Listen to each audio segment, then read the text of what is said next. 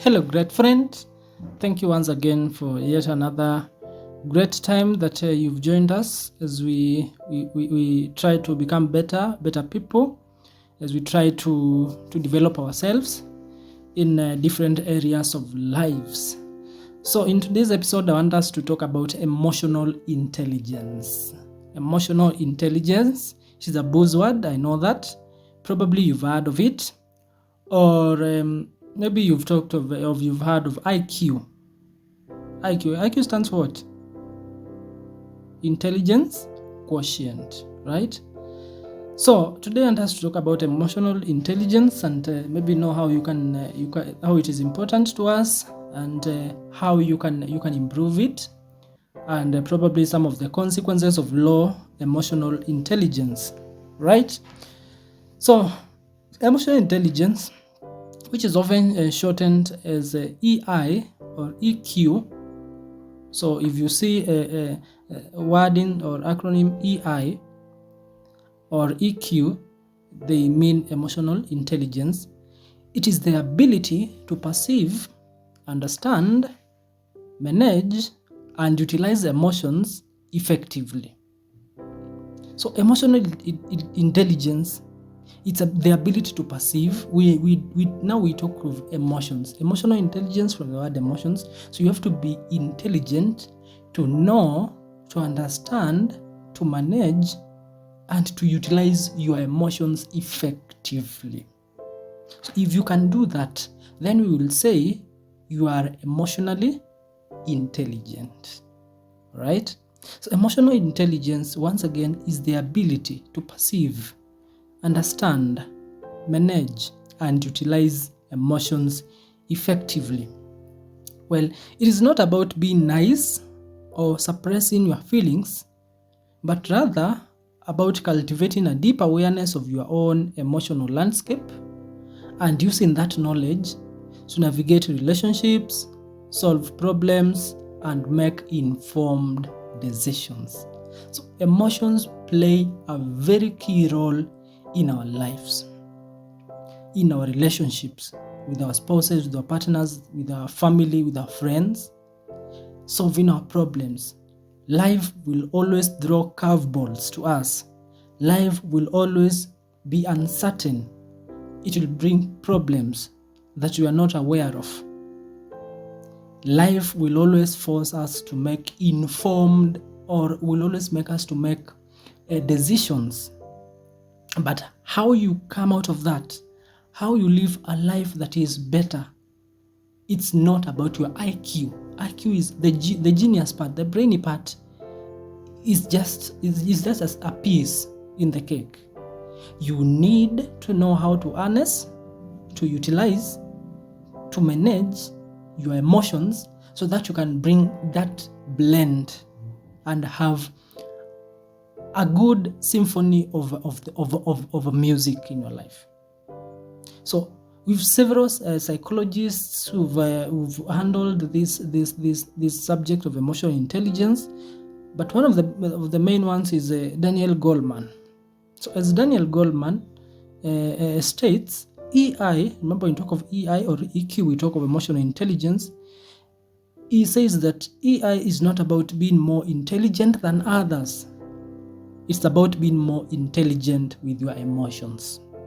So EI or emotional intelligence is not about being intelligent than others, be more intelligent than others. It's about being more intelligent with your emotions. You have so many emotions, we look at them and maybe how they are categorized and how you can harness them in whichever situation and become and help you make better decisions, solve problems that will always come, and navigate any relationship in your life.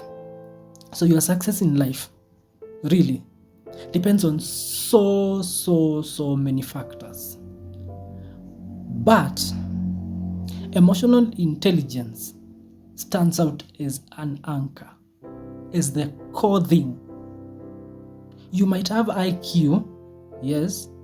You might have communication skills, yes, and so many skills or so many things that you need. You might have known your purpose and know how to serve it. But unless you know how to utilize, to manage, to understand your emotions, then you'll never achieve success. All successful people in life and all those leaders with successful companies have known how to manage their emotions. They have emotional intelligence. If you are a student, for example, your success in your academics really depends on how you manage your emotions, on your emotional intelligence. All right? School life is not an easy life. Sincerely speaking, that's true. There'll be so many emotions ranging from happiness, peer pressure, all those are emotions, happiness, sadness, anxiety, all of them. But how you come out of them, how you focus on your studies and manage those emotions that will always come will determine how you'll get your results that's at the end of your course. Right? So that's why we are saying that as much as there are so many factors that lead to success or a more fulfilled life in whatever we do, things that stand out the most, one of the things that stand out the most is emotional intelligence. So that's why it is a skill that you should not take lightly. It is a skill that you should master. It is a skill that should always be at your fingertips anytime, any day. Even in your broken relationship that you probably previously had, if you deeply look at maybe the cause of that, maybe it was not finances, maybe it was not infidelity, it was maybe you did not learn how to manage your emotions, to suppress them, and even to utilize them to make your relationship with your partner better. So anything that you do in life comes down to what? To emotional intelligence. Right? So think of emotional intelligence as a lighthouse in a storm. It helps us to navigate through the turbulent emotions, avoid emotional shipwrecks, and reach calmer shores. It is a skill that you can cultivate. That is a good thing. And the journey begins with what? A clear understanding of its core principles. So that's what we are talking about. And I hope you'll get the value that is in this short episode. But we've talked of emotions. Emotional intelligence means that you should know your emotions. You should manage them, understand them, and utilize them well. But what are emotions really? What do we mean when we talk of emotions? Remember, we have a detailed summary of this in our blog, that is on our website as a blog post. That means I want to give that disclaimer. I'll not go through detailed, that is in depth and everything that we have in that summary. Just go through maybe the main things, right? So you'll have to go to our website, that is vdanmeds.com/blog, then look for emotional intelligence defined. That's the title of that blog, emotional intelligence defined. I'll also leave a link to the same below the description of this episode. Please have a look at it. So what are emotions? So emotions are complex, fleeting mental states that involve feelings, physiological changes, and behavior tendencies. They are triggered by events or thoughts. All right? I want you to think of emotions as internal responses that influence your decisions, actions, and interactions with the world. It's like a system. So whatever you decide, whatever action you take, whatever interaction you have with the world depends with your emotional system. Because these emotions will motivate you to take action, they'll help you communicate your needs and connect with others well. All right? So there are several categories of emotions, but the main ones that psychologists have identified, we have positive emotions. This includes joy, excitement, love, commitment, and gratitude. We have negative emotions as the second category, that is anger, sadness, fear, disgust, and anxiety.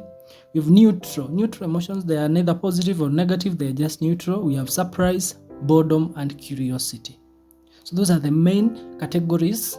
There could be others, but those are the main ones that psychologists have identified as the main categories of emotions. You can still call them types of emotions. But how do they work? How do emotions work? So emotions emanate or come from an interplay between different regions of the brain. We have the amygdala, right? So that processes sensory information and triggers emotional response. So amygdala processes sensory information and triggers our emotional response. We have the hippocampus that stores memories and associations that are related with the emotions. We have the prefrontal cortex. That part regulates emotions, helps with decision making, and controls impulses. So when you encounter a situation, your brain rapidly analyzes it and assigns it an emotional meaning. Right? So the amygdala will process that emotion. When you encounter a situation, it's the amygdala that will analyze it, and then the hippocampus will assign that encounter with an emotional meaning. So then that will trigger the psychological and behavioral response that is associated with that emotion. So that's how emotions work. And why are emotions so important in our lives? So emotions play very crucial role in our lives. That's why we say that having an intelligence on them is also very key. So emotions motivate us to take action because, for example, fear will help us avoid danger, while anger can motivate us to stand up for ourselves. Number two, emotions help us communicate. Facial expressions and body language convey our emotions to others, and that fosters connection and understanding. Then we also have emotions help us to influence our decisions. Emotions can bias our judgment, but they can also provide valuable feelings and intuition, valuable gut feelings and intuitions. Then another one, the emotions shape our well-being. Chronic negative emotions can harm our mental and physical health, while positive emotions contribute to resilience and happiness. So that's all about emotions, types of emotions, how they work, and their importance. So what are some of the consequences of having low EQ? What are you missing when you are having low emotional intelligence? So I have several of them. So there are so many, but I've quite a few of them. Remember, I might not go into deeper of which of the consequences of low, and that is impulsive decisions, which leads to regretful outcomes. That's one of the consequences. Impulsive decisions, which leads to regretful outcomes. Imagine a leader who is fueled by anger, making rash pronouncements that damage team morale and reputation. Or maybe a colleague who is prone to emotional outbursts. Probably you have had such a colleague in your workplace. That colleague always jeopardizing important collaborations. Those two scenarios illustrate the impulsive tendencies that is often associated with low emotional intelligence. Unable to pause, reflect, and consider the bigger picture, individuals with low emotional intelligence may act on fleeting emotions, leading to regrettable decisions with far-reaching consequences. So that's one of the consequences. Number two, communication catastrophes. Effective communication hinges on understanding and responding to emotions, both our own and those of others. Individuals with low EI will often struggle with this, leading to misinterpretations, hurtful words, and communication breakdowns. Imagine a manager who is intensive or insensitive to a colleague's emotional state, delivering critical feedback in a harsh tone. Or a friend who is misinterpreting a neutral comment as an attack. These communication mishaps, fueled by low emotional intelligence, can erode trust and damage relationships. Number 3, another consequence of low emotional intelligence is stress and unwanted companion. Low emotional intelligence leaves individuals vulnerable to the overwhelming force of negative emotions. Unmanaged anger, for example, anxiety and frustration can spiral into chronic stress, impacting physical and mental health. Imagine a student who is paralyzed by exam anxiety, who is also unable to focus and perform, or a partner constantly on edge, reacting to minor issues with explosive anger. Maybe you've had such a partner in your life. These are just a few examples of how low emotional intelligence can invite stress to become a constant and welcome companion, right? For example, let's have a case study of an impulsive leader. History offers cautionary tales of leaders whose low emotional intelligence led to downfall of their companies and whatever they were doing. Take Richard Nixon, for example, one of the presidents of the United States, whose paranoia and emotional volatility contributed to the Watergate scandal. His inability to manage his emotions ultimately cost him his presidency, serving as a stark reminder of the consequences of unchecked emotional intelligence. So remember, those are just a few consequences of low EI.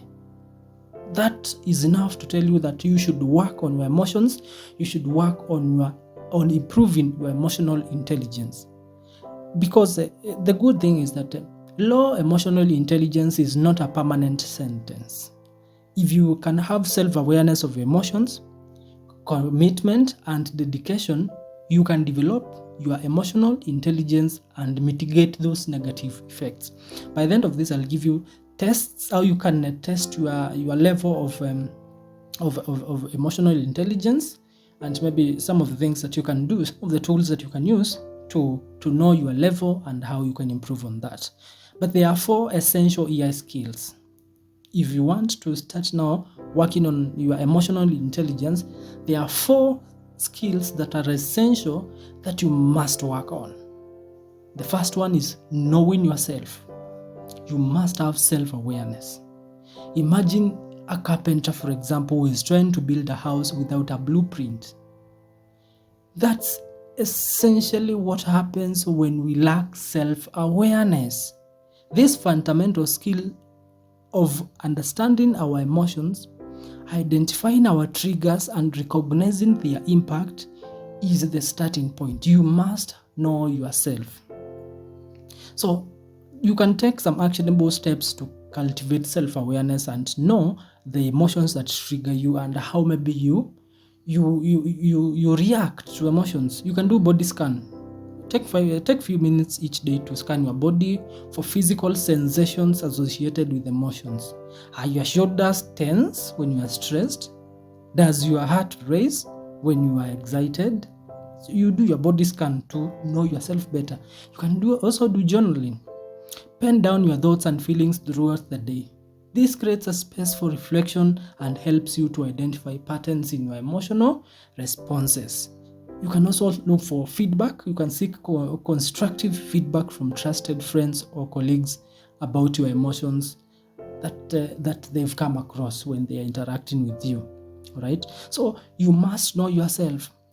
If you want to build on a high emotional intelligence level of your life, you must know yourself. Self-awareness is very important. Number 2, another key or essential skill is effective communication. You should know how to build bridges, not walls, because communication is the bridge that connects us to others. By understanding and expressing our emotions in a clear and constructive way, you can build stronger relationship and navigate conflict more effectively, right? So as much as you've known yourself and how you behave, or you do what, you interact with your emotions, for lack of a better term, now you have to know how to communicate them in a better way to others. You have to know how to talk to the people that are around you on your emotions. This is how I am. You have to communicate. You have to also understand them. All right? You have to have that understanding on how you can navigate any conflict of emotions that comes along. Okay? Then number 3, another skill is conflict resolution. Building on conflict resolution. That's how you transform flames into light. And I also forgot of number 2, emotional regulation. So the first one was self-awareness. You should know yourself. Number 2, emotional regulation. So think of emotions as waves. They rise and fall. And while it is natural to experience them, it is crucial to learn to regulate them effectively. So you have to understand that at one point you might be happy, and another time you might be angry, right? You must understand that emotions must be regulated because they are like waves. Then now you can go to number 3. Another skill is the effective communication. You must know how to communicate your emotions to others in an effective way, and also get the communication from your friends or the other party, so that you can also understand what they are going through or what they are trying to communicate. Then you must also understand how you can, number 4 now, another skill, conflict resolution.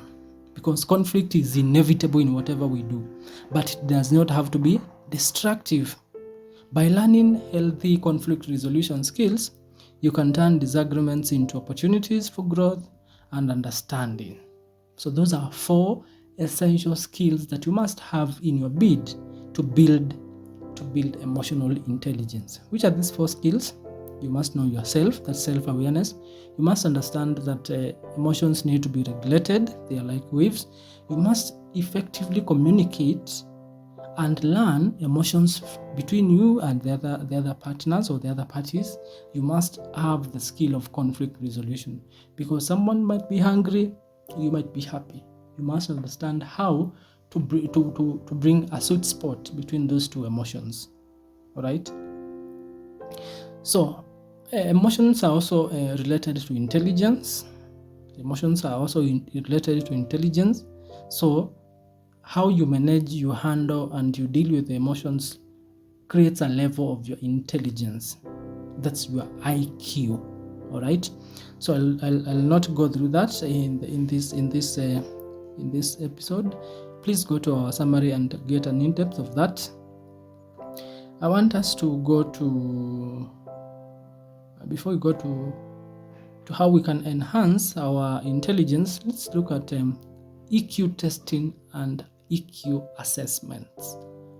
There are some tools, or there are some let me call them assessments that you can take to know your level of emotional intelligence.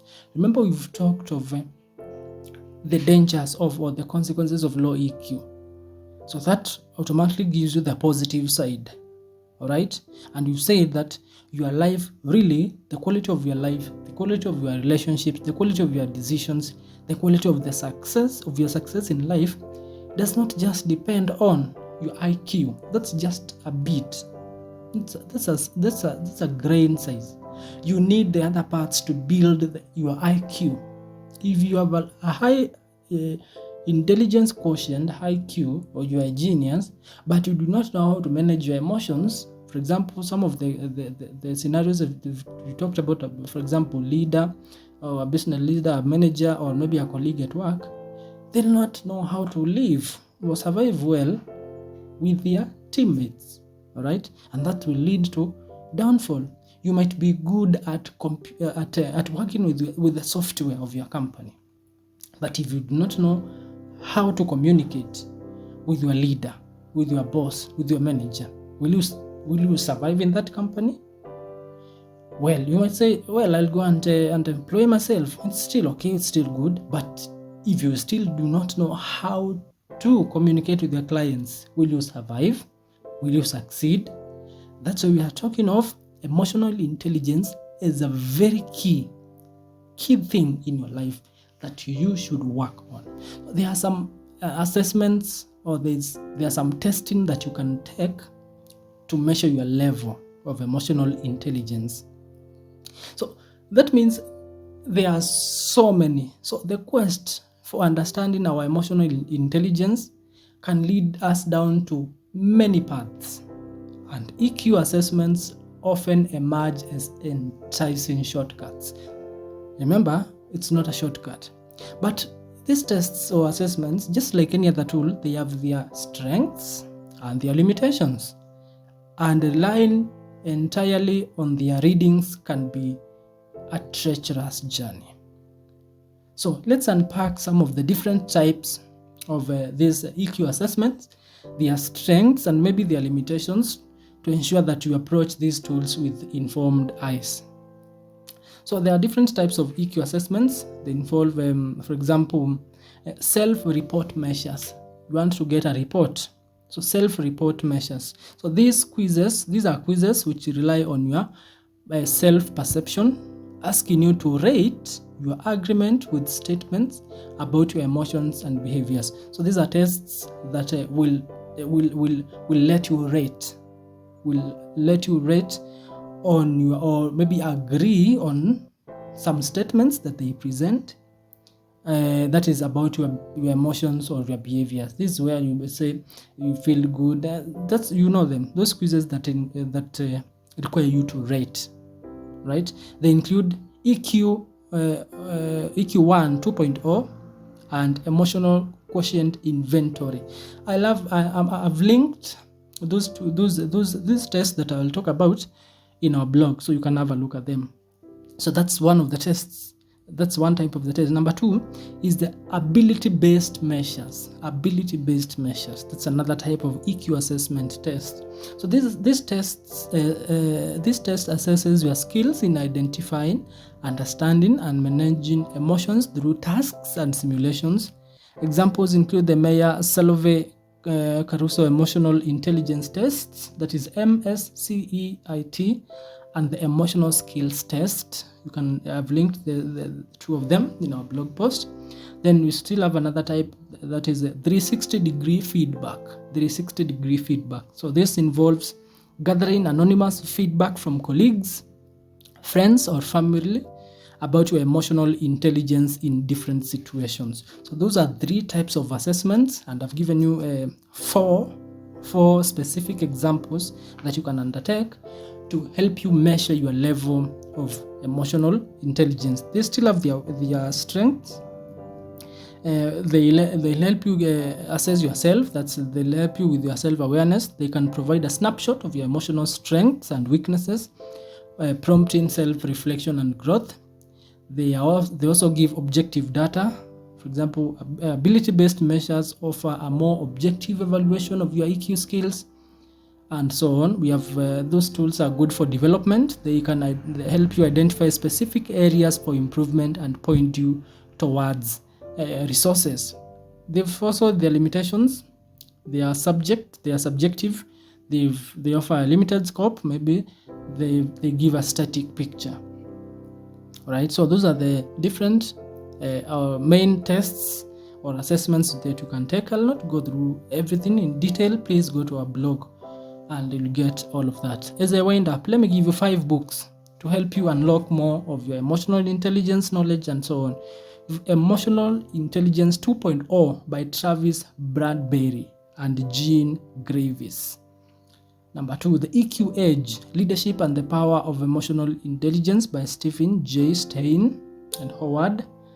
Number 3, Emotional Agility, Get Past Your Limiting Beliefs and Thrive in Era of Uncertainty. Number 4, Emotional Intelligence by Daniel Goleman. Number 5, Emotional Alchemy, How the Mind Can Heal the Heart by Tara Bennett Goleman. So that is the end of this episode of Emotional Intelligence Defined. I hope you've gotten the value, and I hope now it has inspired you to go deeper, know more about your emotions, and make your life better. Let's continue reading, evolving, and becoming better. You can support us in whichever way whichever way that you feel that it can be a blessing to us. We'll really appreciate. So until next time, keep growing, evolving, and becoming better each day. Bye bye for now.